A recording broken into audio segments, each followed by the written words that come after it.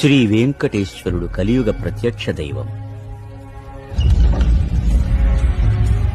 శాంతాకారుడు, స్థితికారకుడు అయిన శ్రీమన్నారాయణుడు ధర్మరక్షణ చేయడం కోసం ప్రతి యుగంలోనూ అవనిలో అవతరిస్తానని ప్రతిన పూనాడు. ఏ అవతారంలోనైనా ఆదినారాయణుడి అంశ మాత్రమే అవనికి తరలి వస్తుంది. అసలు స్వామి వైకుంఠం వదలి కదలి రాడు. ఆ అంశారూపంతోనే త్రేతాయుగంలో శ్రీరామచంద్రుడై ఉద్భవించి ఉన్నత విలువలను ఉద్ధరించాడు. ద్వాపర యుగంలో శ్రీకృష్ణుడై అవతరించి ఉపనిషత్తుల సారమైన భగవద్గీతను ఉపదేశించి వెళ్లాడు. కాని కలియుగంలో మాత్రం ఆర్తజనులను ఆదుకోవడానికి, అందరి మొక్కులు తీర్చడానికి వైకుంఠాన్ని వదలి స్వస్వరూపంతో, స్వశరీరంతో తరలివచ్చి